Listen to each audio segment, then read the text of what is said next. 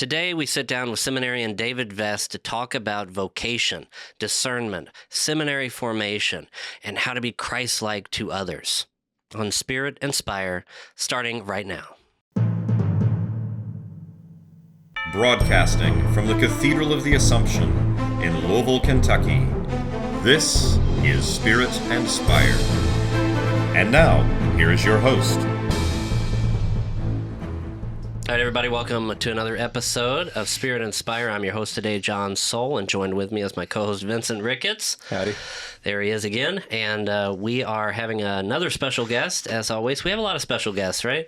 But this one is a unique friend of mine from years back. I was his old youth minister, but he did more teaching me a lot, and now he's a young man and seminarian, David Vest. Welcome, David. Thank you, John. Thank you, Vincent. I'm truly excited to be here. I know this is something we've been talking about doing for a couple of years now, so it's nice we're finally able to get it all together and dates line up and times work out. Oh, yeah. We're all able to do it. It's a great gift. I'm very, very happy to have you on. And I think, what is it, a year or less to be ordained a deacon at this point? Yeah, so we're less than a year now, a couple months away. So hopefully, God willing, everything goes right. I get all the recommendations and everything goes well. Then we're looking at April 11th of 2026. Wow. To be ordained a deacon. Which Praise is God. Crazy. Just the other day, I felt like we were just bumbling around St. Luke's and St. Rita's, getting into something, getting into some kind of closet. That's right. Dreaming up the next big idea. You with your saxophone or at the picnics and all the things we did. Oh my goodness, those picnics, I think we could just go on and tell stories for hours. Yeah. Stuff we did at those. Oh, yeah. I mean, you were very in the center of a lot of what I was doing, and yet so many young people during that time, went on to really discern their vocations authentically, deeply. Yeah. That was a beautiful but very short time in our lives. It was. Looking back, it was only maybe a handful of years, but right. The connections and friendships that came from that are just, I think, something we'll hold. Those memories, especially, will hold for a lifetime. Indeed, it was like a concentration of grace that we were given. So I really hold on to that in my heart. But I'd love to start before all that, kind of getting to know you. I mean, nobody, of course, knows our history, and we'll get into a little bit of that, of course. But I think what is a great way to start is, letting the audience know your heart. What's your faith journey? Where are you coming from? Where'd you grow up? How did you grow up? What led you to a deeper relationship with Christ in a way that would open your heart to discern seminary and the priesthood? Yeah. So, I come from a family. We're all, they were Catholic. They raised us Catholic. Grew up on the southeastern side of Louisville, around like the Highview, Outer Loop, Fern Creek area. Grew up going to St. Athanasius. Just very much inspired by the faith that I found there in that parish community, and especially in Father Gary Davis, from a young age, was truly inspiring to me. But even before him, Father Terry Bradshaw, he was the one who I first saw celebrate Mass, that I have a memory of. We would always go to the Saturday evening vigil Mass, 5:30. That was our Mass, so we'd always do that. I remember that. Yeah, we'd always do that, and then we'd always go out to eat with a family from the parish. And as soon as we got done with Mass and dinner and we go home, I'd go to Mom's china cabinet, get out the candles, and then I'd go to the pantry and get a Pop-Tart and some milk, and I'd play Mass. Did you really? Yeah, I always used chocolate fudge Pop-Tarts because they taste the best, and I would use 2% milk because it also tastes the best.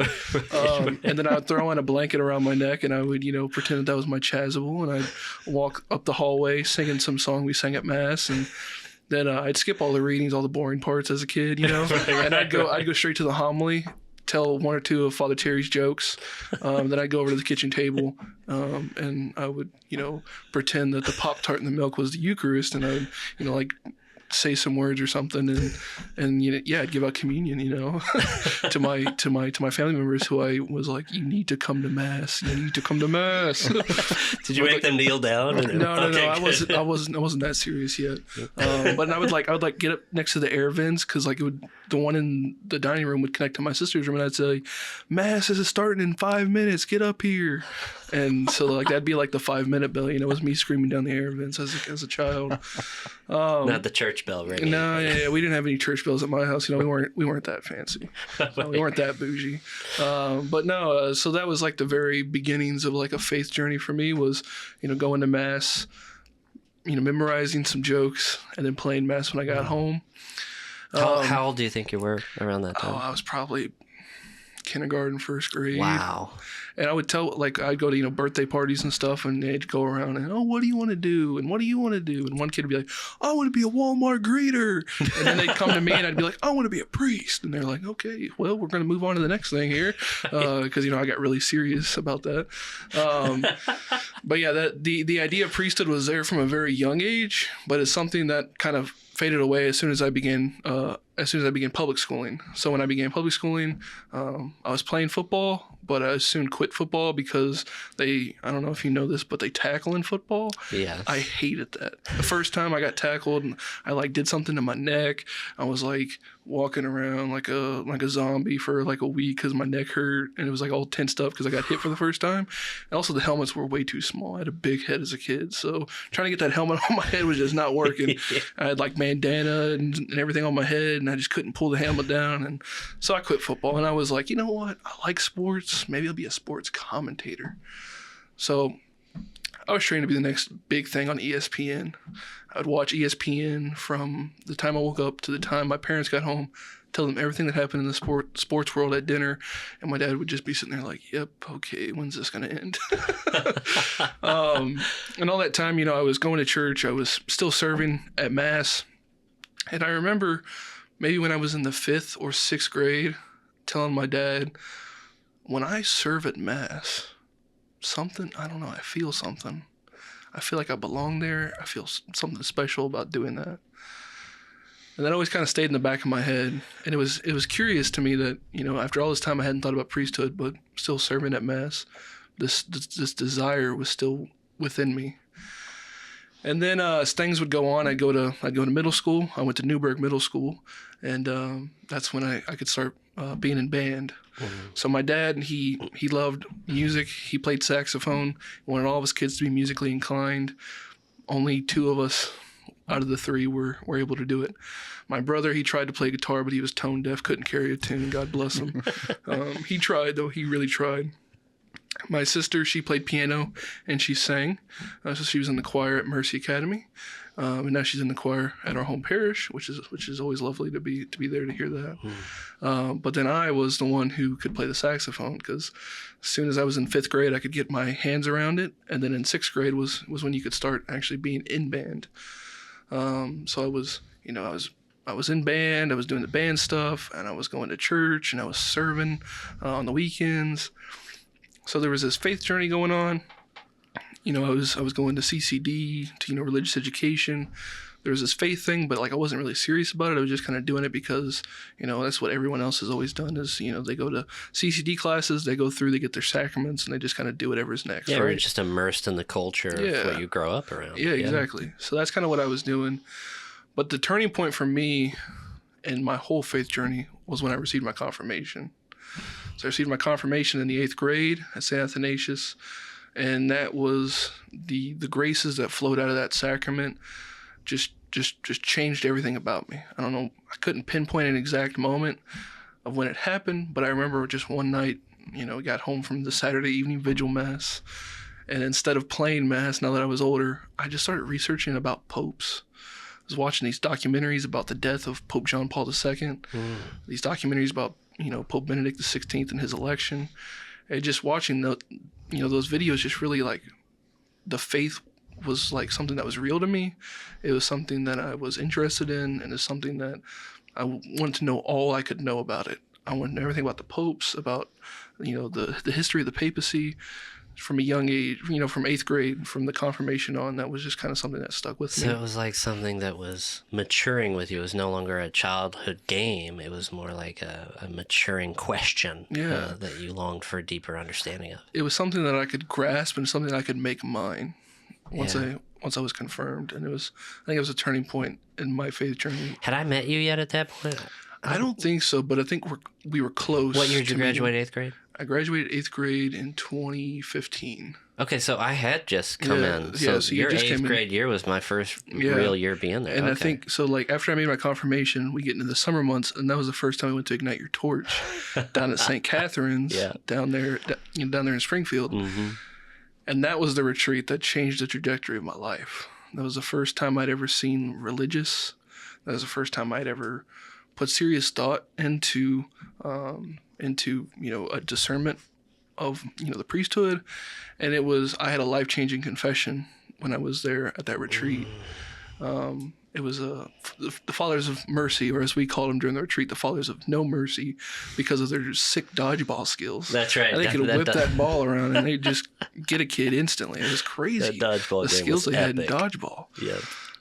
So it was Ignite Your Torch that really set me on the path to where I am today. And after that, I got involved with a youth group, and I got involved with everything that was going on at St. Athanasius, St. Luke's, and St. Rita, with the Circle of Life. Which was not named after the Lion King, contrary to popular opinion. That's funny. That's what you want to tell yourself. Okay.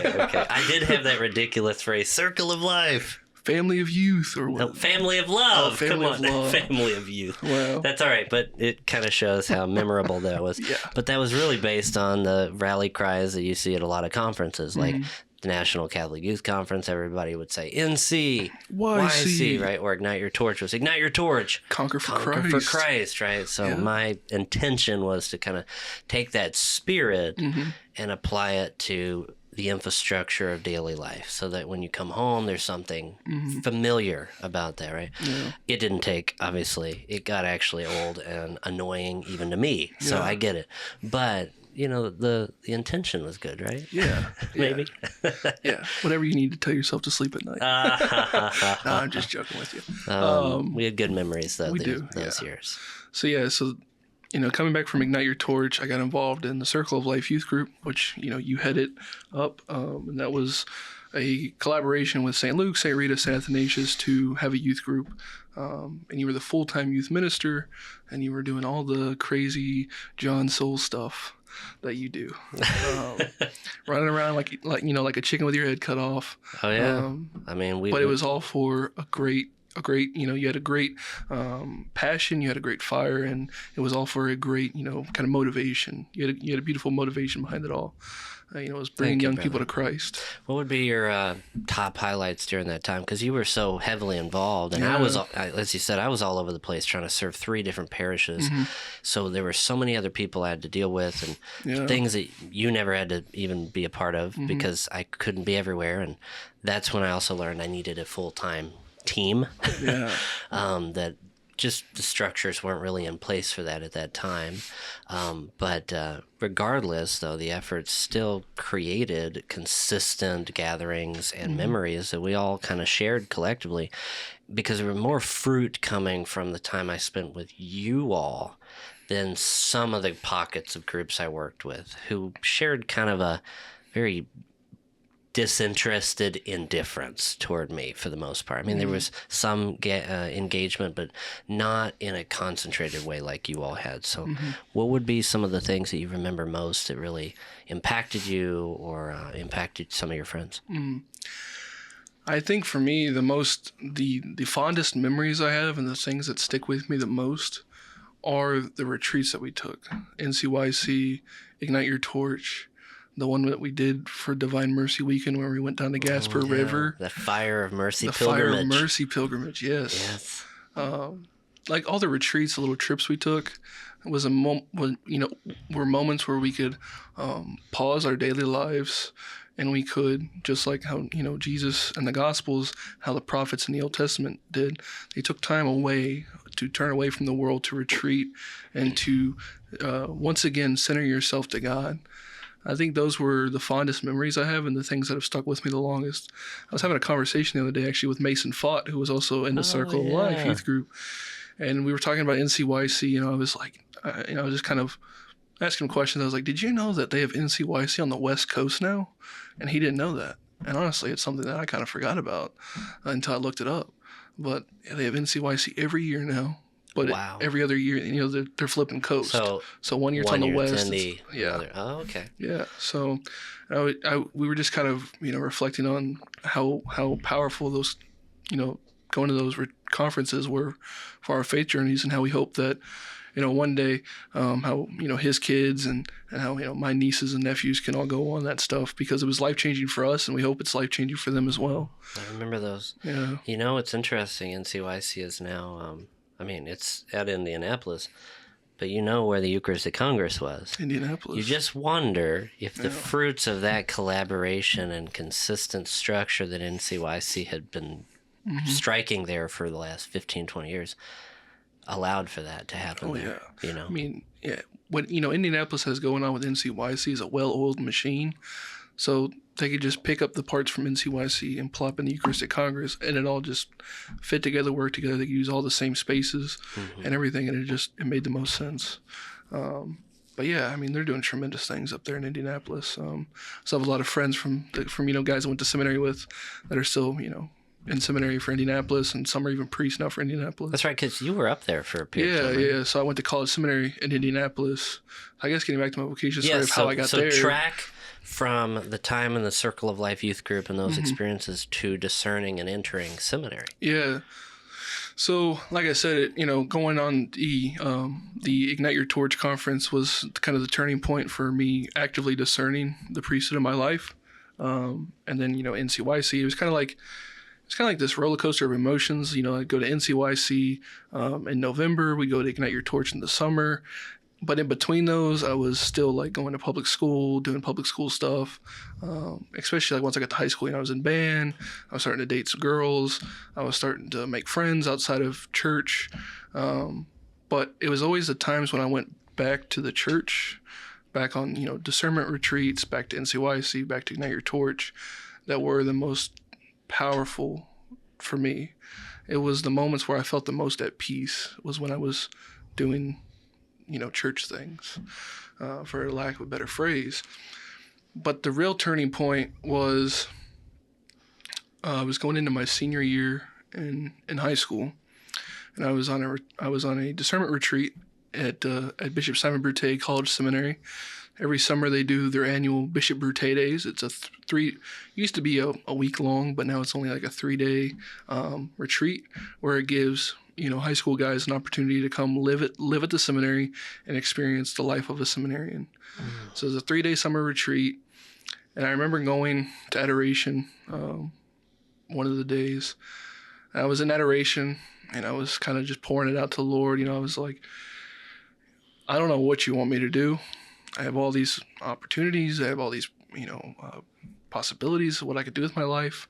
I had a full ride scholarship at the time to Sullivan University to do business, because my mom used to work there when I was kind of making that decision. And then I also thought about maybe doing music as a career, teaching, musical education. But then there was also this priesthood thing that had been on my heart since I was confirmed and, was brought alive after the confirmation. And when I was sitting in the chapel in front of our Lord in the Blessed Sacrament during Adoration, I just felt this extreme feeling of peace when I asked him, do you want me to come here next year? It was like all the worries that I had, all the uneasiness, all of the anxiety of the future all just went away when I said, do you want me to be here? So, the retreat ended. I went home, started my senior year, and I completely forgot about that experience. Which is how could you forget it? It was such a life-changing thing, right? You felt all this peace. Well, public school. The world, and the world will suck your soul out if you're not careful. Yeah. So I got, was back into kind of my old routine of, being at home. And I had received the application, but it was just kind of sitting in my email. Didn't really do anything about it at first. And then when I went on the March for Life trip, the first time I ever went to the March for Life was my senior year. It might have been I think it was senior year. Is that 2019? Yeah, it was 2019. Yeah. Yeah, I remember that trip. Is when we made the video. Made a video about it. And I don't know what it was, but when we were in the Basilica for the Vigil Mass the day before the March for Life, we were sitting in this little bitty corner of a chapel because that place was packed to the gills with people, making a beautiful witness for life. And I saw all the priests and bishops and cardinals process in for Mass. And I was like, I want to do that. That's what the Lord wants me to do. And so on the bus ride back, because we had to take the beautiful bus, we have so many stories we could tell about that trip. Oh gosh. Oh. But yes. We took the bus back, and on the bus ride back, I began to work on the application. Really? Yeah. I did not know that. Yeah. So I worked on the application on the bus ride back, and then I kind of dragged my feet to actually submit it because there was a lot of papers that I had to write, doctor's appointments you had to go to, and physicals and psychological evaluation. Oh, I remember. But by May, I had it all turned in and ready to go. And then I met with Archbishop Kurtz in June of 2019. At that point, it was like a formal thing of, you just meet with the Archbishop to pretty much confirm that you're a seminarian. Because if you got through the psychological testing, it's pretty much like you're pretty good to go. Yeah. You're not crazy. You can go be a priest. You can go study to be a priest. So I met with Archbishop Kurtz. We had a lovely little meeting, and he accepted me to be a seminarian for the Archdiocese. And he told me I'd be going to Bishop Simon Brute in Indianapolis and Marian University to get my undergraduate degree and to begin the seminary journey. But the one thing he told me in that meeting, something that's always stuck with me, is something that I always give to young men that are discerning, is you're not going to seminary to become a priest. You're going to seminary to discern if the Lord is calling you to be a priest. Yes. And that's something that's always stuck with me, and something I always try to pass on to other young men as they're kind of discerning their vocation. Because a lot of people have this kind of idea that, if I go to seminary, even though it's a 7, 8, 9 year journey, that it's a lifelong journey. It's something that once I sign on that dotted line, it's it's like in blood. I can't take it away. I'm committed for life. Yeah. And it's not that at all. It's just you're publicly declaring that you are open and willing to the workings of the Holy Spirit, to the calling of God in your life. At that moment, he might want you to be in seminary for a variety of reasons. It could be that you need to mature. You could get to, he wants you to know him better.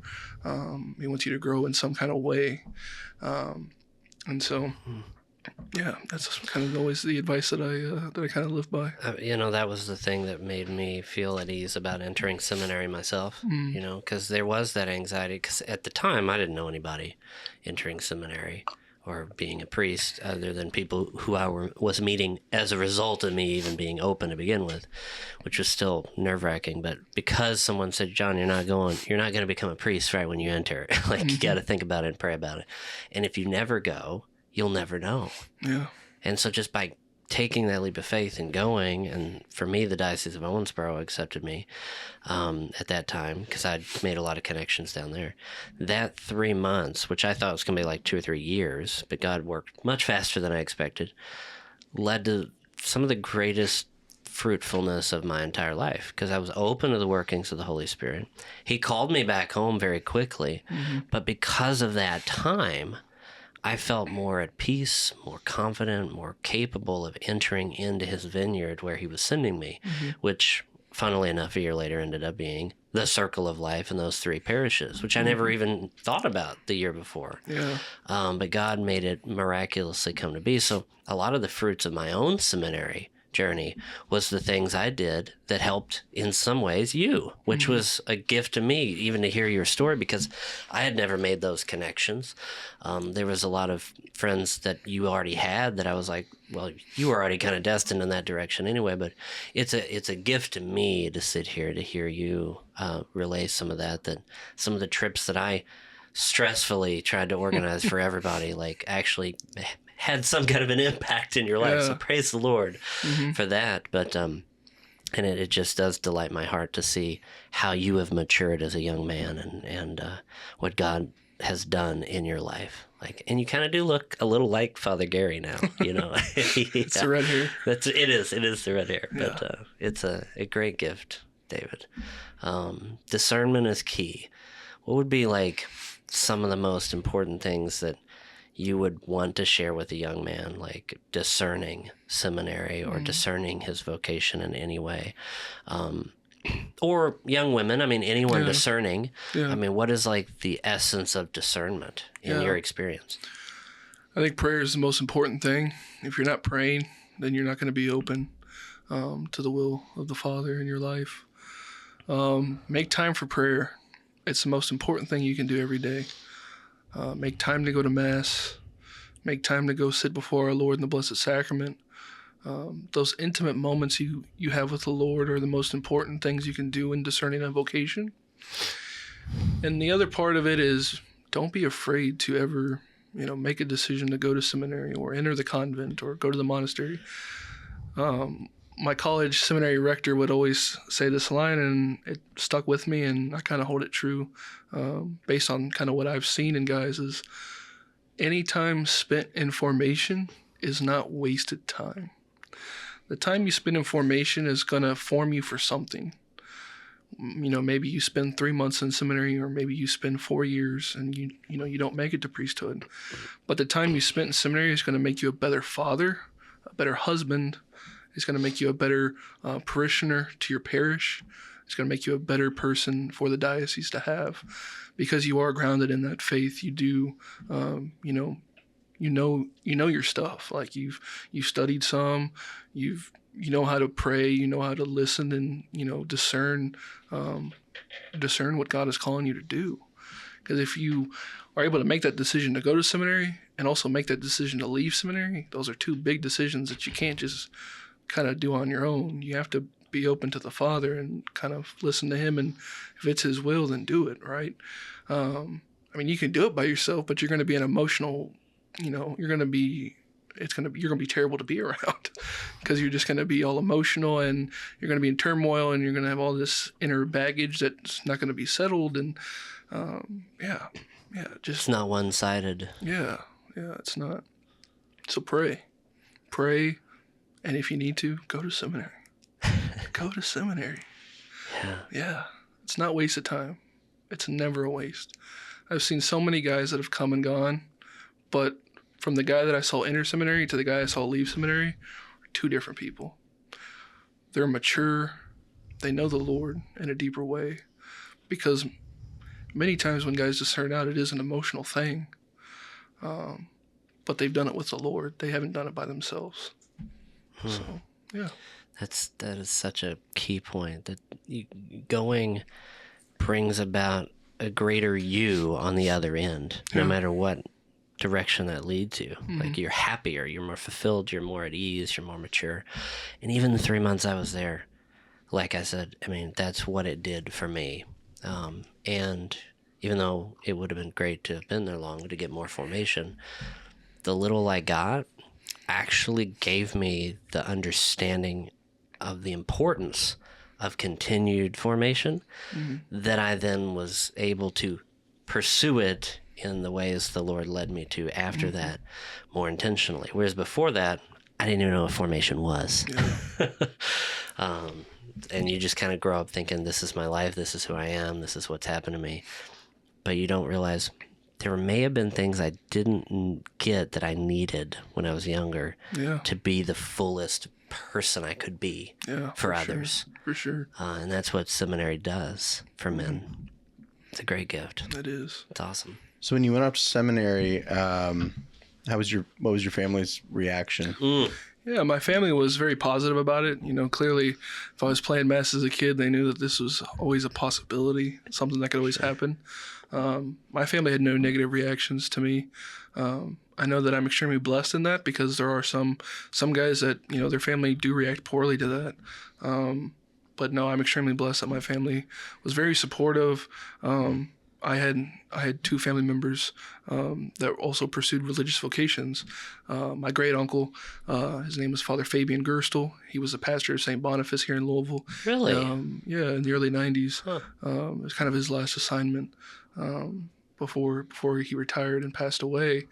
But my other great uncle, my great uncle Joe, he was a brother up this year at Notre Dame University. He was a Holy Cross father. He was never ordained. He was just a brother, and then he ended up leaving the order just because through his own discernment he realized that this wasn't his call in life. So it runs in the family. So it's not something that anyone was surprised by. Kind of in your blood, spiritually speaking. Yeah. So what would be the guys that whose families did react poorly? Mm-hmm. What were some of their families' concerns? And I guess starting with that, what are some of their concerns with their son becoming a priest or going to seminary, right? Not discerning to become a priest. And then how would you address those? Yeah, so some of the common things that family members might say is, well, you're going to go be a priest, and it's pretty lonely because you can't get married. You can't have kids, you kind of just sit in the rectory all day and you twiddle your thumbs until it's Sunday, it's time for Mass. But I mean, there's a really clear answer that the priesthood is so life-giving and joyful. There's never a moment of loneliness because you're surrounded by so many people. You get to be with people at their greatest moments, at their saddest moments, at the baptism of their baby, the death of a loved one, or maybe at a marriage. And you get to walk with people in their faith journeys. You don't have any physical children, but you do have spiritual children. All your parishioners are your spiritual children, and they're people that you get to have an intimate relationship and in a faithful way. You get to raise them in the faith, teach them the faith, teach them how to pray, teach them how to love God and how to know God. So the priesthood is very joyful. It's not lonely. It's only lonely if you don't do anything about it. If you sit in your rectory all day, you're going to be lonely. But if you were married and had kids and you sat in your chair, your big lazy boy all day, that'd be pretty lonely too. It's just you have to be intentional about it. Another thing that people, that a lot of mothers have a hard time with is, especially if they only have one child, is how will I ever have grandbabies? Mm-hmm. And I mean, it's a valid concern, right? What mother doesn't want grandchildren, right? But if their son becomes a priest, it's a great sacrifice that she's made and a great gift she's made to the church. But also, all of his little parishioners can be all her little spiritual grandchildren. Oh look, here comes Father's mom. She made us a pie, or she baked cookies. I think it all depends on your mindset going into it, right? If you're open to the Lord and following His will, then you'd let your son do anything. As long as he follows the Lord and you want to follow the Lord as well. Well, there's some level of eternity is in your mind. Seek first the kingdom of God and recognition that we're all going to die. Yeah. So even biological children or grandchildren will die, and we will have to face that great unknown. And to imagine the fruitfulness, the eternal effects of a sacrifice like that seems so permanent, but it's much more fleeting than the eternal ramifications of the people that your son would impact for decades and centuries, possibly, depending on who they become and how intentional they are. So I love how you said that, because I think it can put family members at ease about that, about how are we going to have grandchildren. Yeah. Well, you will if you have the right attitude and you receive them. One of the most powerful things, I think, is on the day when a priest is ordained, he wipes his newly chrismated hands on the maniturgium. What is that? That is the cloth that is used to wipe off the chrism off your hands. It's a fancy word. Right. Yeah. Right. I'm just making sure, because not everyone's going to know these, but this is good. He wipes the chrism off on the cloth that's used to wipe the chrism off. Yeah. Right, but the maniturgium does sound a lot That's a much better way of saying that. Yeah. So I love the church. so great. So the priest at his first Mass will gift the maniturgium to his mother, and then she will hold it dearly to her, and then on the day of her death, she'll be buried with it.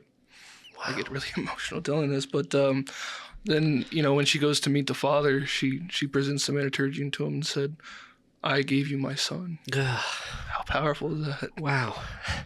And wow, what a union with Mother Mary too, in that sense. Like, and even then, there's even been a tradition started lately of you give your father the first stole you heard your confessions with, and then same thing, holds it dearly, and then the day that he dies, he's buried with it, and once again he presents it to God the Father.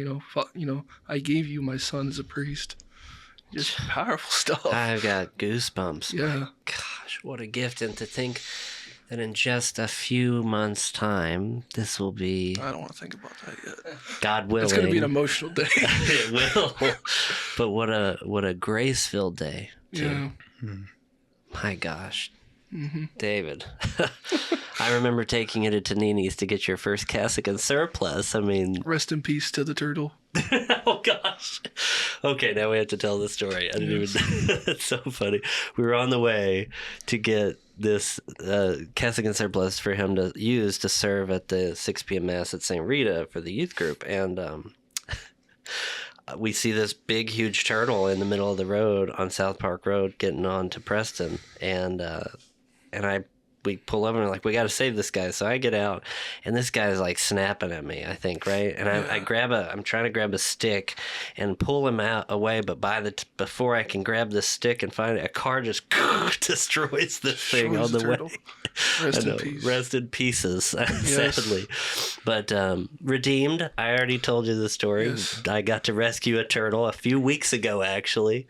Saw this thing, so such a funny thing. And there's a backstory behind that, but we won't bore everybody with the details on that. But regardless, an amazing moment of, the humble attempts at bringing the sacred into your own life in your pursuit of your vocation, even in high school, to now see that, and I'm sure you have a little bit fancier and probably more expensive cassock and surplice today. Yes. Thank you, Poland. Yeah, thank you, Poland, right?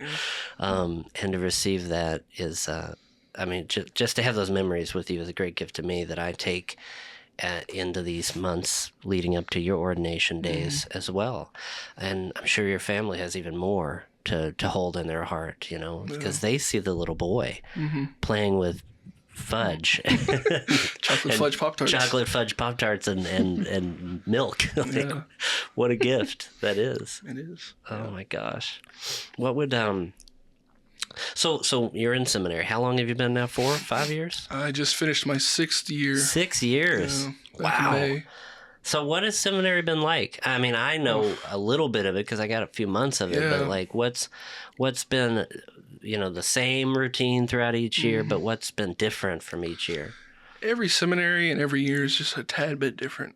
Being in college seminary and not having everything in-house, we were very much had to make our schedule around the university schedule.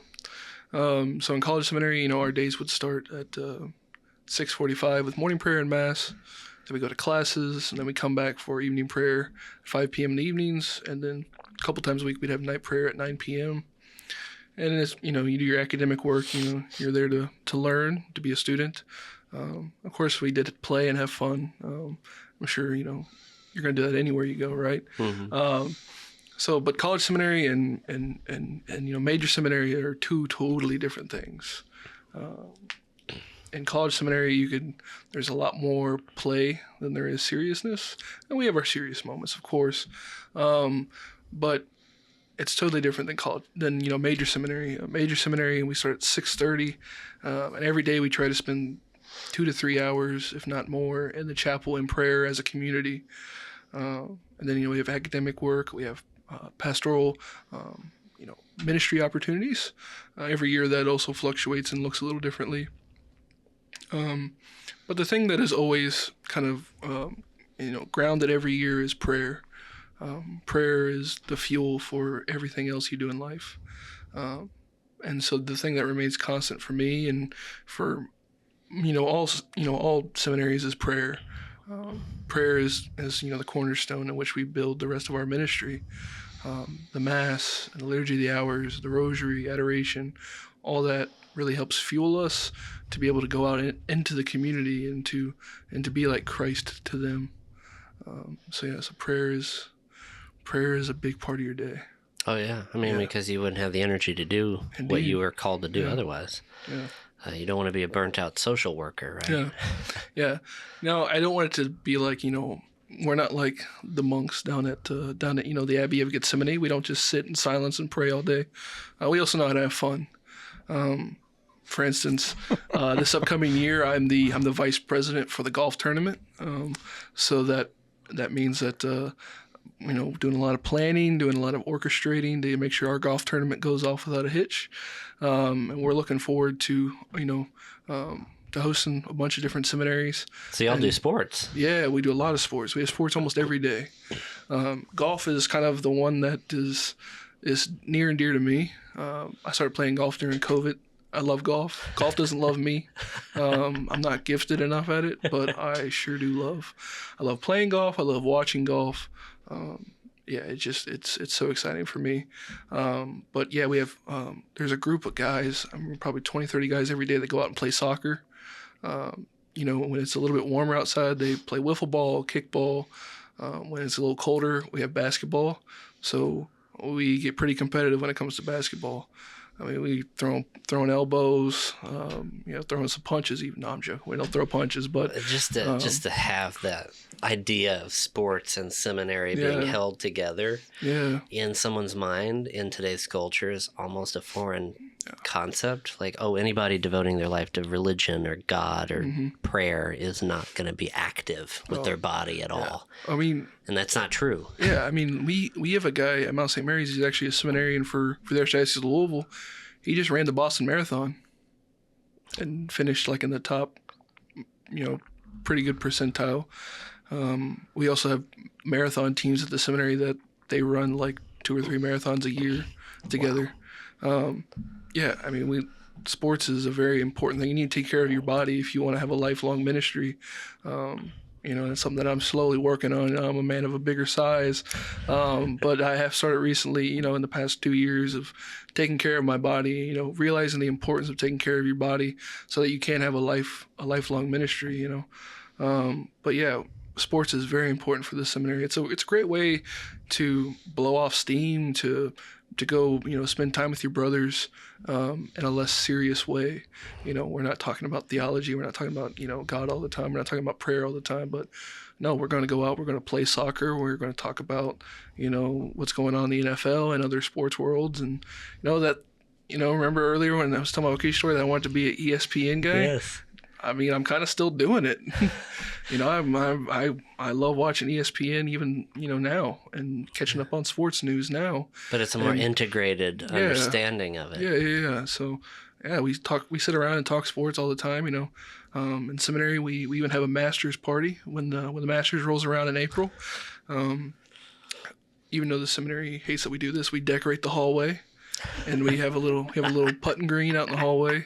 It's a fire hazard. That's why they don't like it. Gotcha. But yeah, we set up the hallway to look real nice and pretty. We get little pictures of Augusta, tape them to the wall. Like the court, the whole layouts and stuff like that. And then we make pimento cheese sandwiches and club sandwiches, and we get hummus, and we have a big old party to watch the Masters. And yeah, we know how to have a good time. A life, pursuing holiness, which is our ultimate vocation, is holiness and sanctity. It doesn't need to be an unhappy life. It can be a joy-filled life, and it's exactly what we do at the seminary. Well, you're making seminary feel more human, more normal, healthier. Yeah, it's the life that you would want. We watch movies too. We watch TV shows. We watch the latest Netflix, shows that come up. And we watch them all. We have a good time. But through the lens of striving for virtue. Yeah, we're still human. We're still, we're still men. We still like to do what all, men like to do. But we also, we're striving for holiness. We're trying to live that virtuous life, and pursuing the ultimate call in our lives, which is the priesthood. So, yeah. So much good there. Yeah. But no, seminary is a great time. I've met so many good men through seminary. The guys that I study with, both in college and now in major seminary, and also all the experiences that I get to have in working in parish ministries in the summers, during the school year. I mean, I'm nothing short of blessed. What would be some of your top 2 or 3 highlights from your time in seminary, both in friendship memories that you've made with some of these guys, the brothers, and also the opportunities for pastoral service? Yeah. A trip that really sticks out to me in my seminary, there's a couple of trips that stick out to me in my time in seminary. When I was in college seminary, it was in Indianapolis, so we did host NCYC. So I got to be really behind the scenes on a lot of that stuff, and I got to experience both what the youth participants see, and I also got to experience the behind the scenes of stuff I was always kind of curious, and I wonder how all this works. When I would go as a kid, I got to see a lot of the behind the scenes. And my first year in seminary was in 2019, and that was an NCYC year. And I will never forget the Friday of NCYC of that year, because we had a huge Latin Mass at the church across the street from the convention center, St. John's. Yeah. And I remember planning for it. I remember all the talking beforehand. And this was the first year they had actually done it at St. John's. And, we get there, we get in the rectory, we get, all vested, ready to go. And we walk around outside the rectory to go to procession from the back of church. And we walk in and it's standing room only. I mean, this place was packed. And, me and some of the guys I studied with, we still talk about the experience of that Mass and just the craziness of it, because Father Michael Schultz, he was a senior at the time, and he was kind of like one of the masters of ceremonies for the Mass. And we had these giant candlesticks, I don't know, probably about 4 or 5, maybe even 6 feet tall, that we had to process for the Sanctus procession, the procession at the Holy, Holy, Holy. But the candles were in the sacristy, and we had to process from the back of church. So all 6 of us servers, we grabbed these giant candlesticks, and we're running through, downtown Indianapolis with these huge candlesticks to try to get her, because it was a short preface that day. It was the Feast of St. Cecilia. So it was a short preface, and the Holy, Holy, Holy was going to come very quick, and we had to get all those big candlesticks to the back. So we get back there, we're booking it with all these giant candlesticks. And, of course, we had this bright idea to light them in the sacristy instead of, so at the back of church. Out by the time. So some of them were out, some of them were not out. Somebody, I guess, grabbed a lighter or something and tried to light the candles back, but mine never lit. So I process up with this giant candlestick that's not lit. And I don't remember when, but sometime during the Mass, sometime during the Eucharistic prayer, or maybe it was even communion, it got relit. Oh, that's good. But yeah, that was just, I'll never forget that day. That was a really fun day. Mm-hmm. Another great memory was now that I'm in major seminary, and we have a week-long fall break. So in Cincinnati, we have a week-long plus the weekend fall break. We start our fall break with a silent retreat. And so this past year, as soon as the silent retreat was over, we all got in our car and we booked it down to the Kentucky Holy Land to do the Bourbon Trail. Oh, wow. So I go to school with a bunch of guys. There's only 3 of us from Kentucky. Everyone else is from either Ohio or North Carolina. And the majority of the guys that I'm friends with are from North Carolina. And so they love bourbon. So we got to go on the Bourbon Trail and got to show them, a little bit of a slice of home for me. And that was just a really fun trip of us, cooking together. We watched like 4 or 5 movies in one night. We were making fun of guys that were going to bed early. It was like we had our one buddy, Stanley. we were watching Star Wars Episode 3, the best Star Wars. Oh, yeah. The most memeable Star Wars. And it was probably 7:30. And Stanley was like, all right, guys, I'm going to bed. We're like, Stan, why are you going to bed? He's like, oh, I don't really like Star Wars. And so we're like, okay, whatever, Stan. So from that moment up until present day, we still joke with Stanley about going to bed early that night. And every time we tell the story to other people that weren't at the Bourbon Trails trip, it gets earlier and earlier. So like, Stan, why'd you go to bed at 9 o'clock in the morning, dude? It's like just stuff like that, It just, we had a lot of fun that trip. I think there was like 12, maybe 12 is an exaggeration, but there was a lot of guys on this trip. So we rented out, a house, Airbnb and stuff, and we just had a great time. But to get about, one of my favorite ministry moments, this past year I helped with OCIA, as it was newly called. Right. So we started it was called RCIA, but then it switched while we were there, and now it's OCIA, which is the process of, of people the order of Christian initiation for adults. Yeah.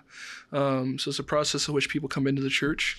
And I started the year off teaching with a seminarian from Cincinnati, and then we'd go on Thursday evenings. But then probably around November, December, he switched to teaching like the kids section of it, which was on Sunday afternoons, but I stayed on Thursday evenings. And then one of my friends who had left seminary a year earlier came back to seminary. So he actually left seminary, went to go discern if God was calling him to be a monk, ended up leaving the monastery, came back to seminary for the Diocese of Charlotte. And then this was his ministry assignment when he left seminary. So he was like, it'd be really cool if I could join this ministry assignment again and be able to interact with the people that I was already familiar with and kind of finish out a process, So he joined in with me, and we'd go on Thursday evenings, and either we would teach or we would listen to other people teach. And it was just a great opportunity to really kind of work on that craft of teaching the faith. And we also had a lot of good memories from that of, helping prepare them for their first reconciliation and teaching them about the priesthood and teaching them about seminary and giving them a tour of the seminary. And it was just a lot of fun to be able to teach them the faith in that way. And also got to do it with a friend. So it was another great opportunity of for us to get to know each other better as well. But I think one of our last times we went and taught, we went and got margaritas and tacos afterwards. So it was a good little bonding. It's brotherhood. I mean, it you're is forming, and in some ways that strengthens your ability to serve the people, right? Because one day, God willing, you'll be a priest with your own parish and people to serve. To be a voice for the good shepherd in these people's lives is a very important responsibility that God's giving you.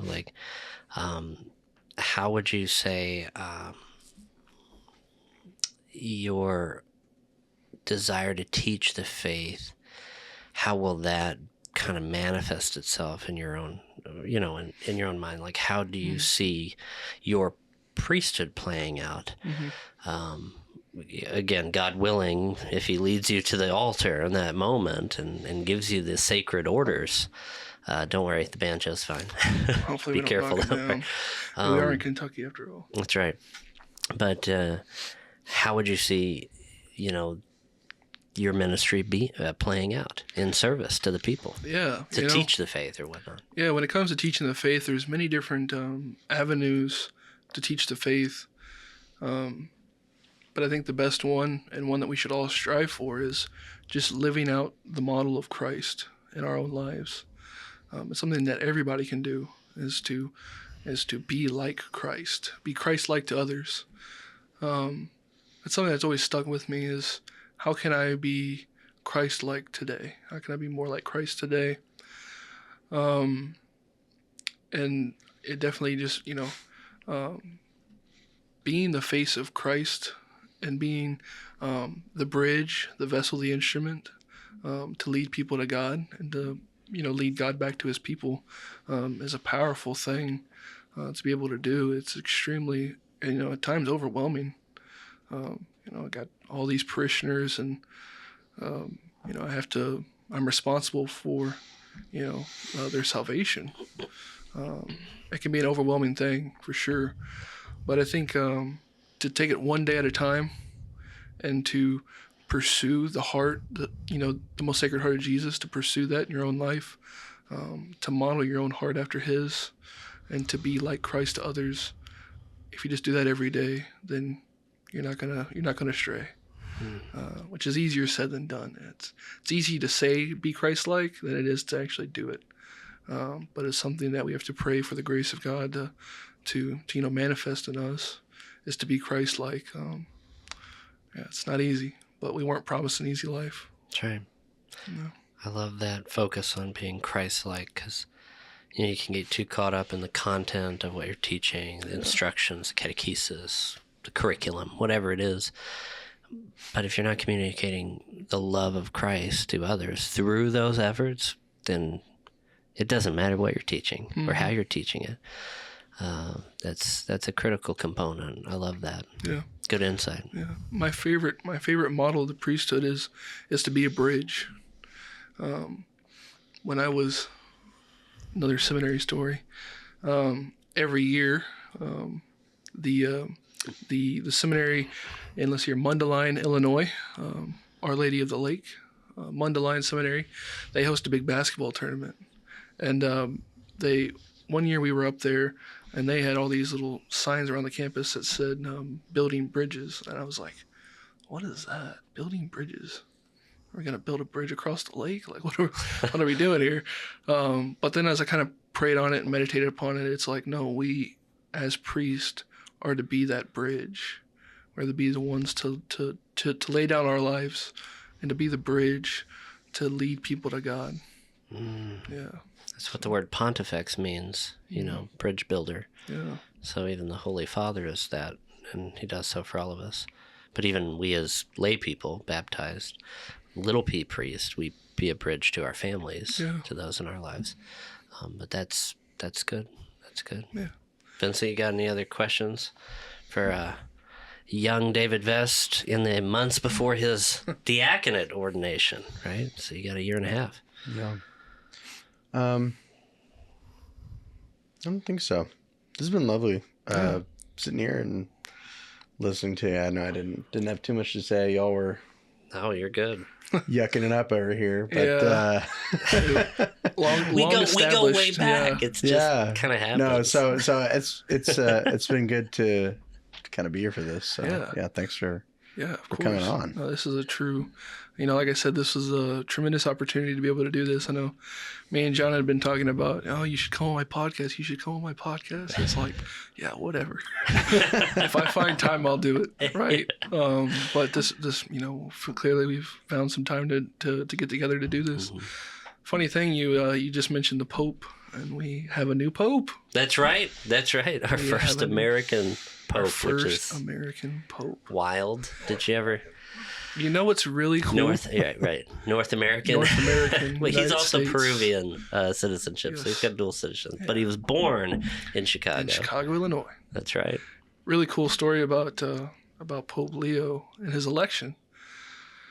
He was elected on May 8th of this year, which I don't know if you know is my birthday. Really? So I had a tremendous blessing on my birthday of watching the election of Pope Leo. So wow. Yeah, so I guess let's walk through that, right? How was that?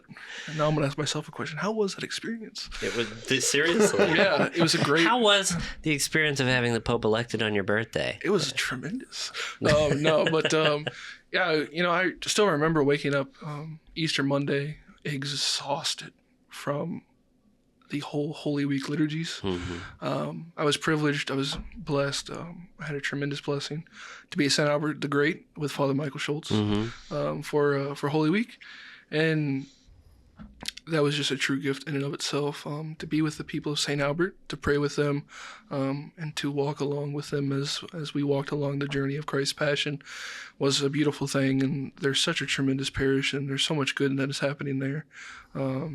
I'm just blessed to be able to, to have been there for that. But I remember waking up Easter Monday to the news that Pope Francis had passed, and I was shocked. I couldn't believe it. I remember watching his election in 2013, and I remember that was also a thing that ignited, my discernment, was the election of Pope Francis. And now to see that, he had passed away, I was shocked. I didn't know what to think. I didn't know what to feel. I didn't know anything. I'd kind of been expecting it since, he had some health complications, but it was just kind of, no one really knew when, right? And so, obviously, we prayed for him. We had a beautiful mass here at the cathedral, in which we, thanked God for his life and for his ministry to the church. And then we set a period of waiting and waiting and waiting.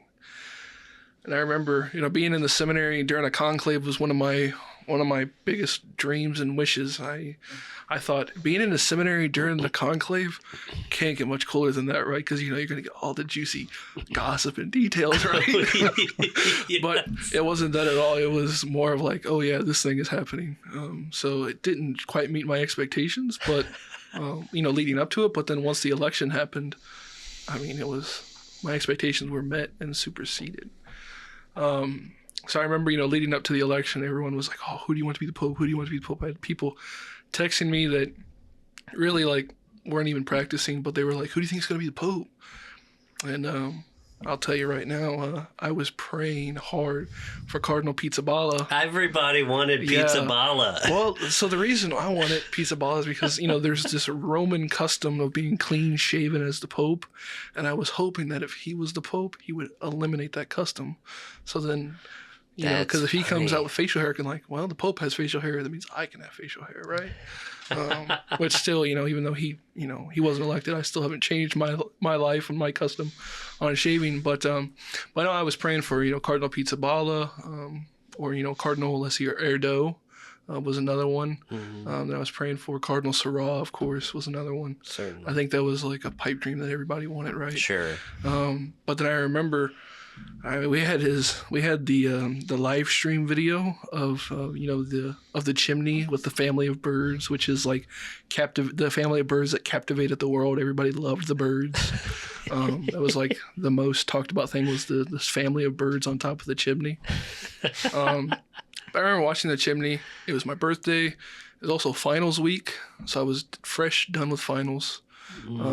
On that Thursday. I'd finished on Wednesday, so Thursday was my first day of school's done. I just got to pray and just kind of waited out till graduation, and then I can go home. So guys are like, oh, I'm going to go down for lunch. And I'm like, okay, have fun. Because, I had a big birthday breakfast, so I wasn't really feeling lunch. So I'm sitting in my room in I just got a new recliner from a buddy. No, that was later in the day. So I was sitting in my armchair, because I still had an armchair. I was sitting in my armchair, and I just pulled up the live stream on my TV, because I'd come from a buddy's room where he was watching it, but he said he wanted to go to lunch. So I was watching it on my TV. I just turned it on, and there was smoke, white smoke, and I started freaking out. My buddy was walking down the hallway, and he's like, what? And I'm jumping up and down in my room. We have a Pope. And then I rolled my ankle. When I was jumping, I rolled my ankle. Happy birthday. So, happy birthday. He had a new Pope and a rolled ankle, a good breakfast, and an armchair that comes later. Mountains and valleys. Yeah, right? Yeah. I think that's the life of a Christian, right? Mountains and valleys. So we all go down. We have a bar at the seminary. So we all kind of start crowding into the bar to await to see who's it going to be. And my ankle was hurting, so I was kind of, trying to find a chair, but I was not having much luck finding a chair, because everyone else grabbed a chair as soon as they got into this bar. And so we're sitting there, we're waiting, all the priest faculty come in, and then finally it happens. They cut to the balcony, and, the cardinal comes out, Habemus Papam. And then when he said it, he started saying his name. I heard Robert, and I was like, no way, we got Cardinal Robert Sarah? Right. And then it was like, Prevost. And I'm like, Who? Who? Right. It was right. like not on anybody's radar. I mean, a couple of sources had, thrown his name in just to have a North American Pope name. Yeah, but it was not. But it wasn't. And no one was really thinking about it. So then began the Google searching. Who is this guy? Right. Mm-hmm. And then that's when all of the sources that I had that were in Rome were pouring in information, and I was texting around people to see if they had any information on the guy. But the day kind of went on, and I was excited that we had a pope, but he'd gone to bed. It was nighttime in Rome.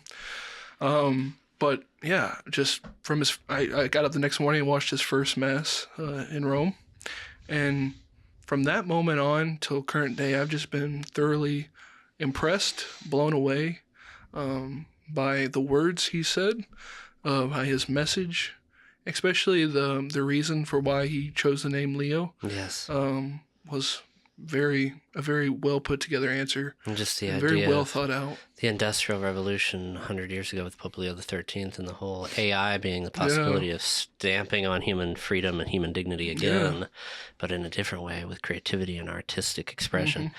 Like, it's a profound insight that he has.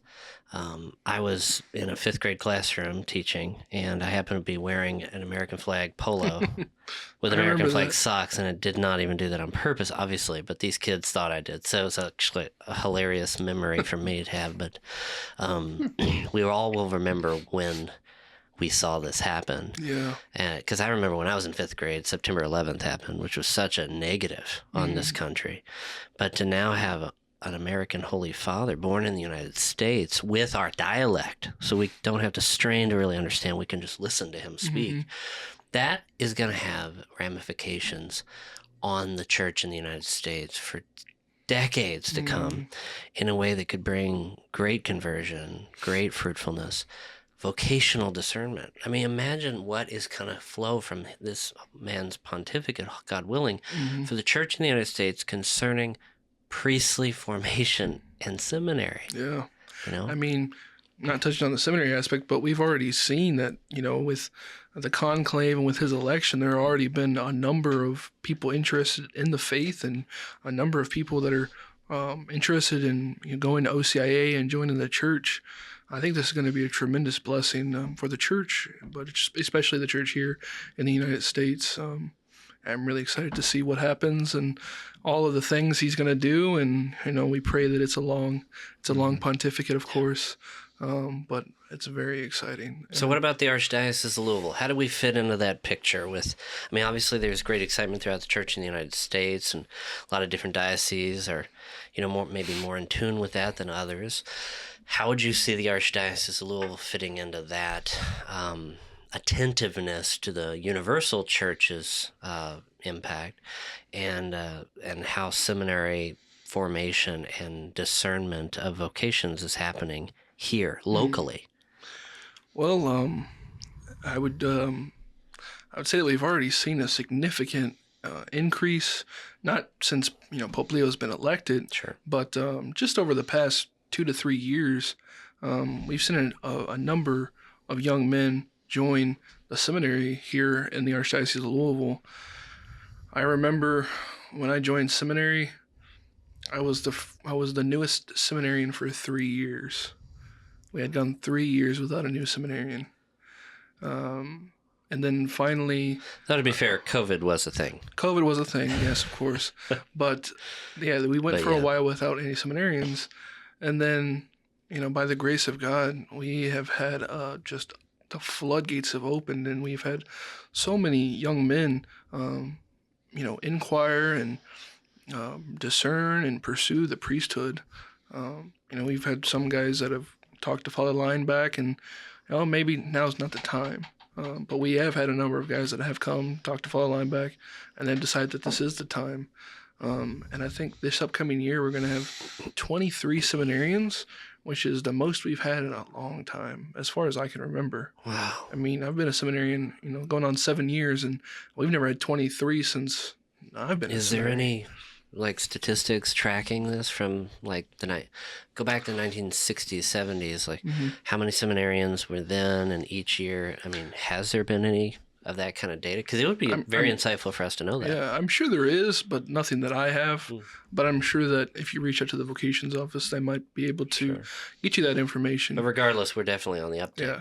Oh, yeah. In the Archdiocese of Louisville, we're on the uptick when it comes to seminarians, which is something that we need to do with this whole parish planning process that's kind of coming down the pipeline, that we start to talk about at our parishes, is, that we are hit with this harsh reality of we have more parishes than we do active priests.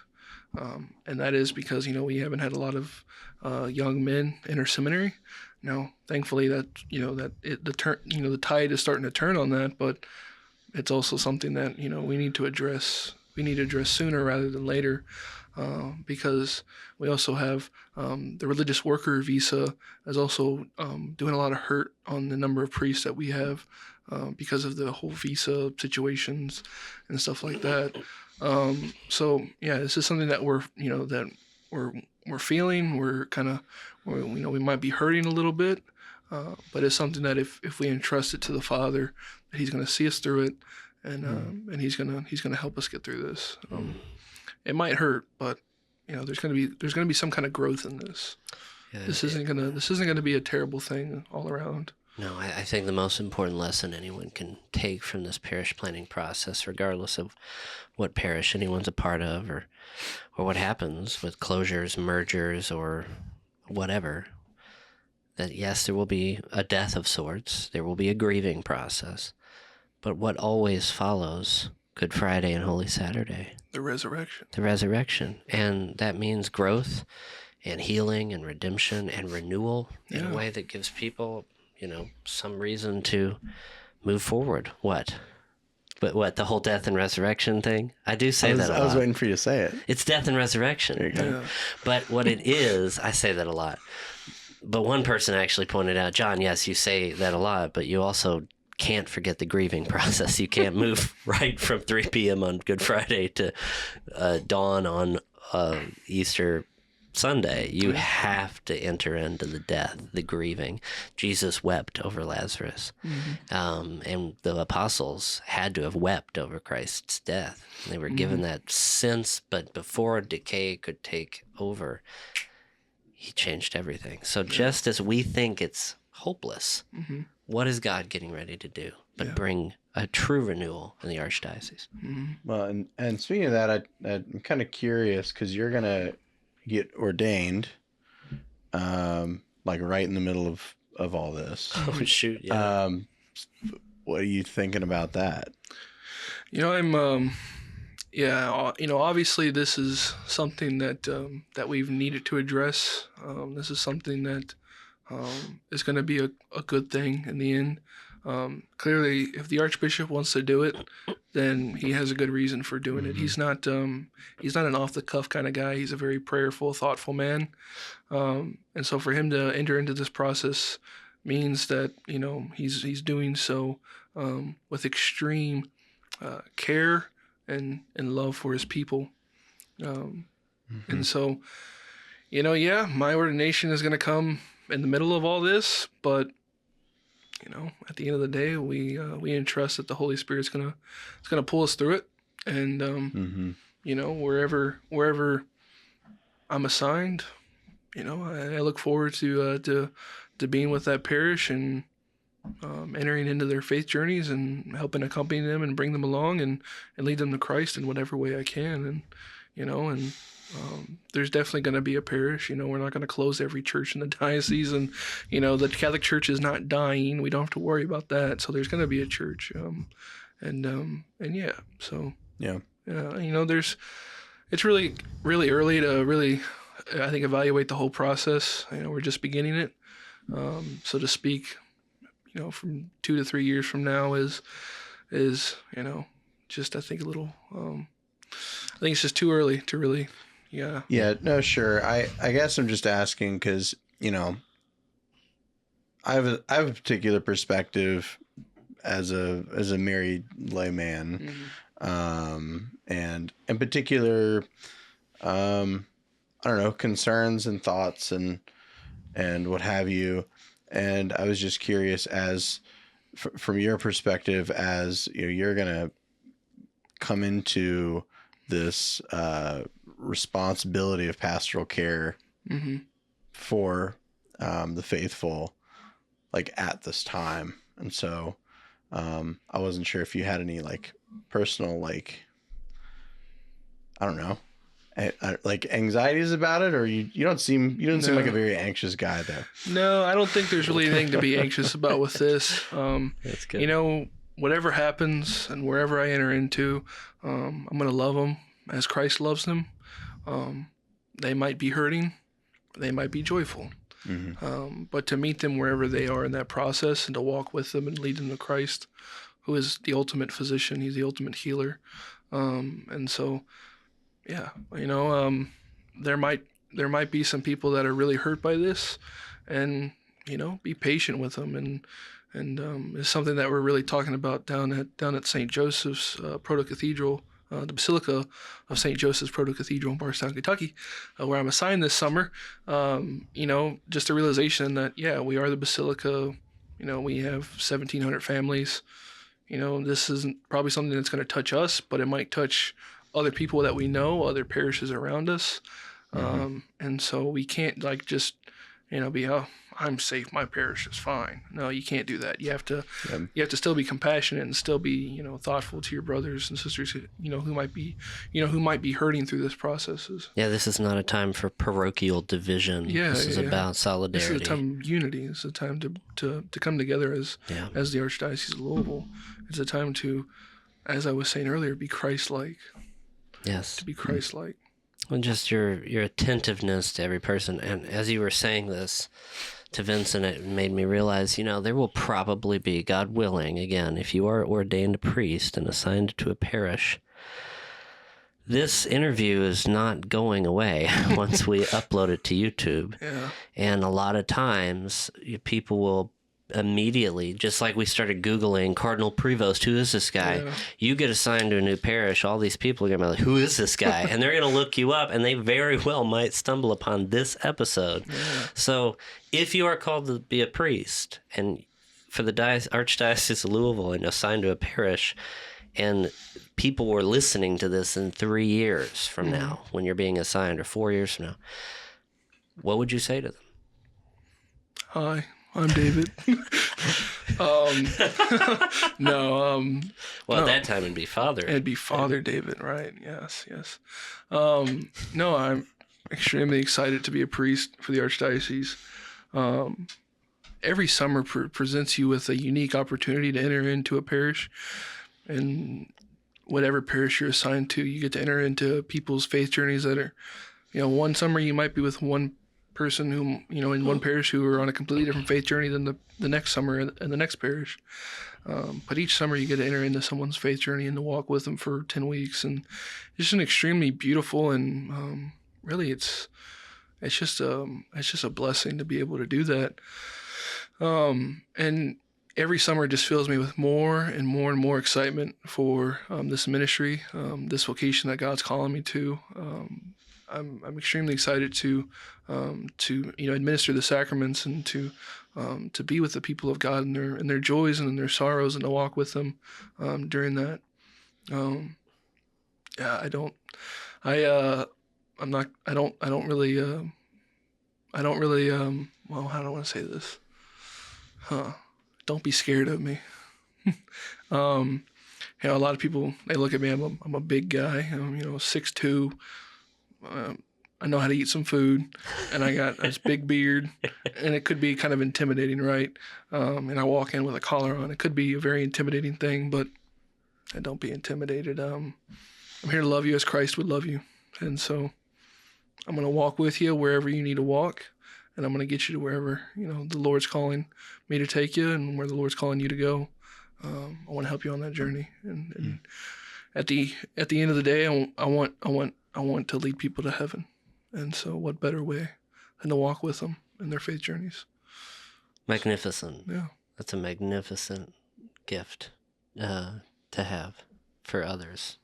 And so we pray for your discernment, my friend, and your continued formation. Thank you. As you prepare in these sacred months leading to your diaconate ordination. Again, what date is that? April 11th, 2026 at the Cathedral of the Assumption in Louisville, Praise God. Kentucky. Right here where we Right are, here. right? That's amazing. I cannot wait to see you. It will be a very proud day for me, but we always think about what Catholic pride is versus, the pride of the world. And it's really the boasting in the Lord. Look at what the Lord Jesus has done in your life, and what a gift it has been to participate in that journey. As you said, accompanying others, walking with them in the direction the Lord intends for them, is not walking them further into sin, not walking with them in a way that's wishy-washy, not really addressing the issue, but in relationship, knowing how to speak to their hearts at the right time through the development of trust and love, because you just want to guide them to heaven. In some way, that's all I ever wanted to do as a youth minister, walking with all the young people he entrusted to me. And you were one of those, even watching you perform as Saint Athanasius in the Saints Alive play, right? I had to bring that up at the end, right? That was a lot of fun. We have some great pictures, good memories of those days, and all of the different things that I will cherish. Didn't I play St. Luke that one time because Bradley couldn't do it? Oh, yes. And I didn't know the lines because it was a last minute thing. So I was I had the lines taped to the rock, and I was like, oh, I kind of made it up as I went. Right, St. Luke was in prison, I think, and you were just not knowing. I was just making it up as I went. No. St. Paul was in prison, and St. Luke was visiting him, and you were having to. Yeah, you totally had to improvise because I forgot about that. I did not know the lines because it was a last minute thing. Yeah, but you didn't have to put on the beard. You already had that, right? Yeah, exactly. Just like I didn't have to put on the beard for St. Athanasius. Oh my gosh, the theatrical days and the youth group talent shows. I mean, the mission trips, the things that we've done together. It will be a lifetime from now that we will continue to look back on those. It's the mustard seed, of your vocation, of your faith journey that I got to witness a little bit of. And now to see that growing to this initial, moment of harvest in your life, the fruitfulness of your discernment and your formation is truly going to be a great gift to all of us. A sign of hope, I think, for an archdiocese that, as Vincent mentioned, may be in the midst of some pain, when you emerge from these years of formation. So just prepare your heart for that, to receive those people, because they are the ones the Lord is entrusting to you. Yeah. So, awesome. You got anything else you want to plug, mention? Yeah, make sure you visit the Archdiocese of Louisville Vocations website, brand new website, just they've been working on it this past year, and they just rolled it out at the beginning of the summer.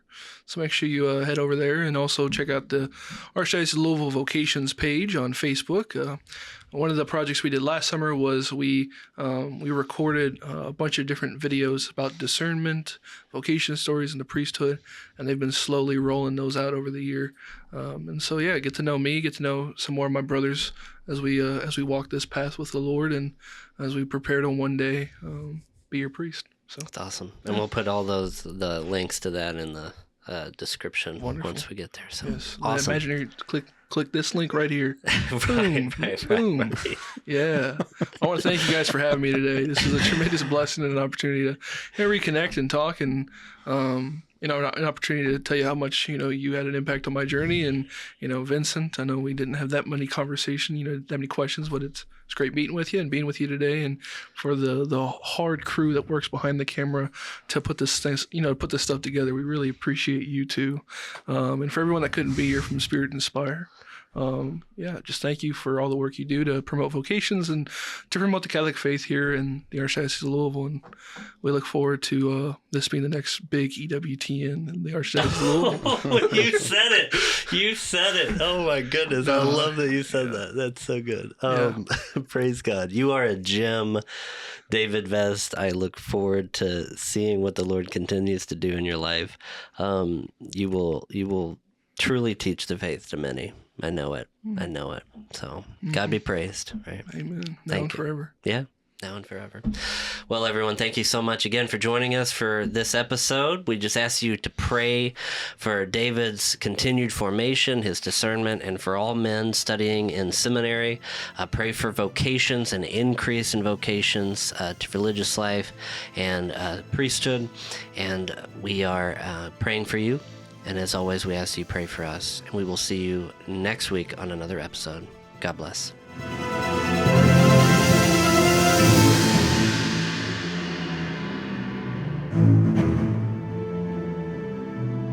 you.